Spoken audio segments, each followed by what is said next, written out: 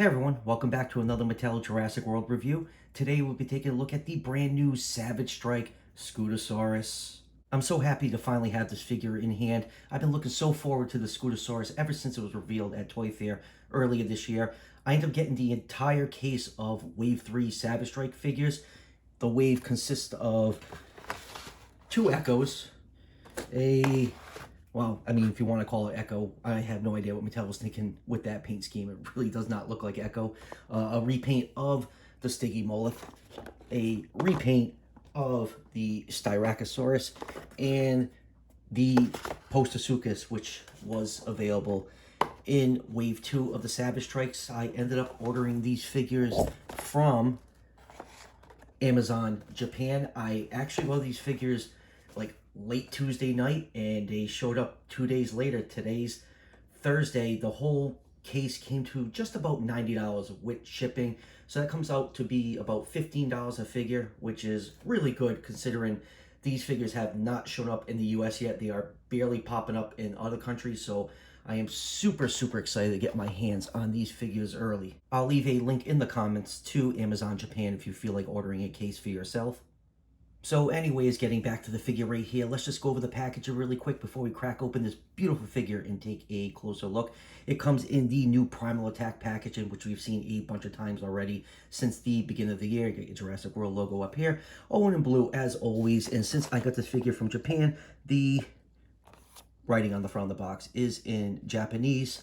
And spinning it around, you got a nice picture of the Scutosaurus with its head striking action. Now there is a sticker over here. I guess this is just Japanese toy warnings. There would be a picture of the other figures in the wave right here, but unfortunately it is covered up by this sticker. So enough about the packaging. Let's crack this thing open and take a closer look. And here is the Scutosaurus out of the packaging, and I have to say the detail on this figure is fantastic. Mattel has really stepped it up with the amount of detail they've been giving some of their new figures in the Primal Attack line, and the Scutosaurus is definitely no exception. There is some really nice scale detail sculpted on this figure.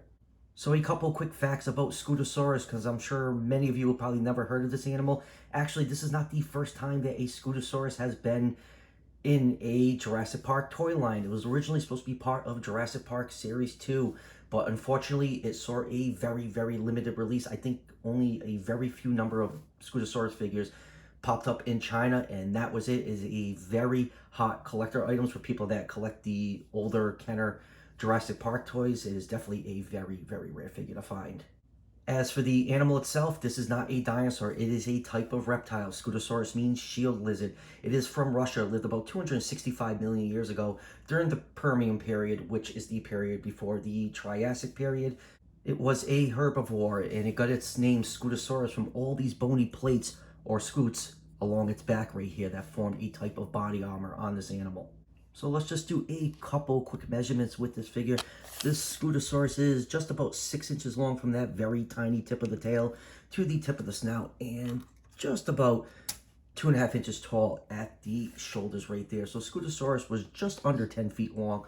So I'll put this figure somewhere in the 1/19 scale range, which means it scales really well with the other human figures in the Mattel Jurassic World line.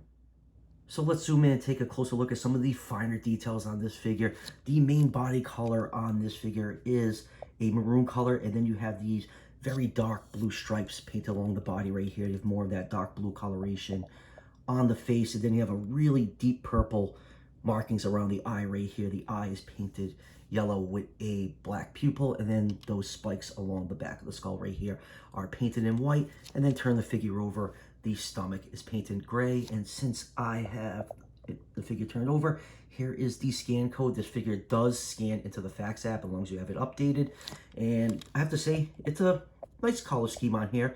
Definitely, not perfect, but I am glad Mattel is giving their figures multiple color apps on their figures now. I remember during Dino Rivals, quite a few of the figures just were two-tone, and I'm glad we're seeing more paint apps on the Mattel figures. It definitely makes them look a lot better. And let's just get up close with that right here. Look at all those beautifully different size sculpted scales on here, even on top of the head. You have a lot of real nice scale detail on this figure. It's just beautifully sculpted. Like I said, Mattel's really stepped up their sculpting game. on the new figures in the Primal attack line. And the Scutosaurus looks absolutely fantastic. It feels great in hand. I love all the texture on this figure. All the scoots along the back right here are sculpted in nicely. You have some nice folds and wrinkles, all different size scales along the body. You can see some bony knobs around the elbow on the front legs right here.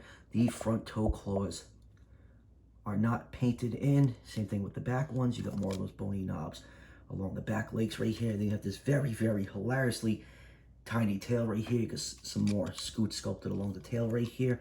All in all, just a beautiful looking figure. I love the detail on here. Like I say, I like repainting figures, and you know, a lot of people I follow in the collecting community repaint figures, and just the amount of detail on this figure, I can't wait to see what people do with this figure with their custom repaints. But this is just a fantastic looking figure. Look at all these two spikes coming out the bottom jaw right here.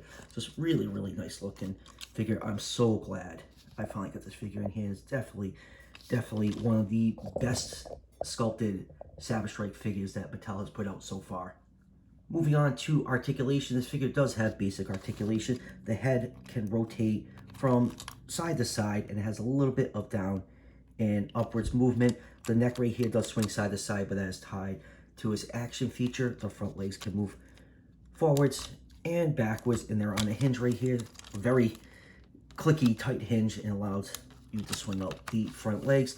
The hind legs can move forwards a little bit and backwards about 180 degrees, and same thing with the tail. The tail actually controls the action feature, and the action feature on the Savage Strike figure is not too savage. All you gotta do is just hold the figure down and just swing the tail from side to side, and it'll just swing its head from side to side to hopefully gore a potential predator with those spikes on its head right here. So definitely not the most savage action feature that we've seen in this line so far.